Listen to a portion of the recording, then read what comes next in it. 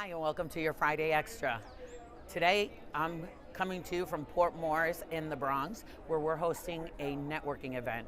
It was amazing. It's been such a while since we've been able to get together and share quick business cards and share experiences and businesses and work together. And this is exactly what the Bronx Chamber is all about.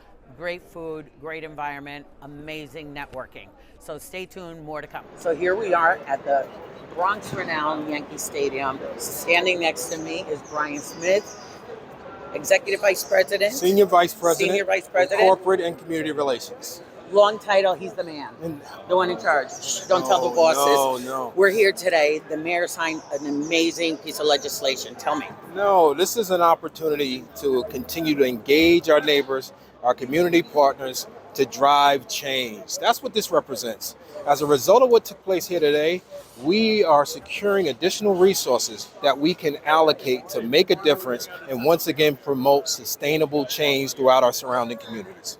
That is music to our ears. And what he's talking about is the Bill 891A, which is a 50-50 raffle called the Fan. It is charitable gaming and in the form of the 50-50 raffle, which is activated in stadiums throughout the nation, and now we'll be able to do it in New York City. Home of where the best sports teams are. And as a nonprofit, we support all of this, and the work the Yankees do as a community partner has been incredible. This is just icing on the cake for them. But the only way we can get that done is by having amazing partners like the Bronx Chamber. Thank you. So well, thank you guys are amazing. Thank you Great. so much. So we move on to one of the most important programs the Bronx Chamber of Commerce has successfully been executing for a little over 3 years. That's called the Small Business Resource Network. You have heard us say it over and over again, the importance of having our outreach team on the ground, visiting door-to-door businesses across our borough. And the Small Business Resource Network is literally across the entire borough. We are 5 chambers that are putting our teams on the ground to provide services. Here in the Bronx, we've assisted and provided services to about 3,000 businesses, but had visited close to 6,000 businesses. What's happening now? Our funding is in jeopardy. And for us to be able to continue this powerful service, we need our city council, New York City Council, to prioritize the 5 chambers and the Small Business Resource Network that employs over 35 men and women that provide services to thousands of businesses across the city, with thousands more to need to be serviced. So I'll have Julius share with you the successes of this program, but this is a call to action. The businesses we have served over the past 3 years will be reaching out to the city council representatives.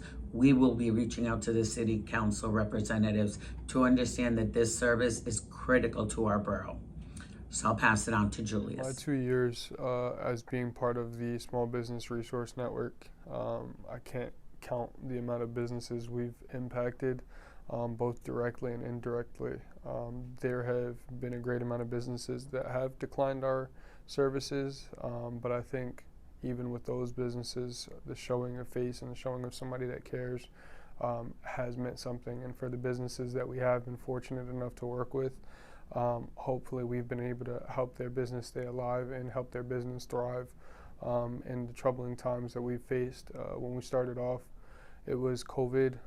There were law requirements as to who was allowed in their business, whether people were allowed to dine in, take out. We've endured the shelters, outdoor dining, liquor takeout, all of these things that we've helped connect with our businesses to speak on, to keep them informed, to help them avoid fines and penalties, not to mention the amount of businesses that have needed financing that we've been able to work with the amazing lending institutions within our city to help support. I don't know what would have happened if we weren't here. I hope the businesses feel the same way, and I hope they are equally as excited to keep the program alive and allowing us to continue doing what we do and build on the success that we've already got. In 3, 2, 1. So we're going to start off the month of June with a powerhouse of a workshop for our emerging professionals, and actually it could be anyone who has a business.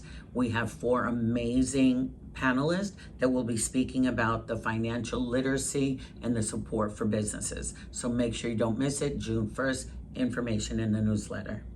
And finally, we are entering what's considered the start of our summer. But more importantly, it's Memorial Day, a day where we honor those who have lost their lives to protect us. And we want to thank the men and women who serve us on a daily basis, protecting our freedom.